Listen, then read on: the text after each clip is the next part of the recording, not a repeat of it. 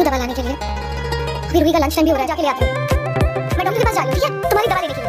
भैया ज्यादा जरूरी इसके लिए क्या हो सकता है? अब हम सब रूही को मिठाई खिलाएंगे ताकि हम सबके आशीर्वाद की मिठास ये रूही का रसम।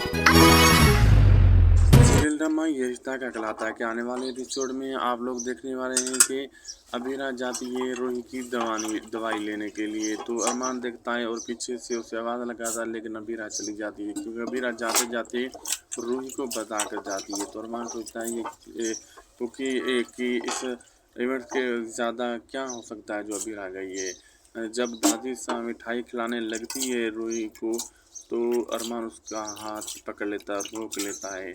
आने वाले एपिसोड में पता चलेगा कि अरमान ने किस वजह से ऐसा किया और अरमान का वीर दिन ब दिन बढ़ता ही जा रहा है।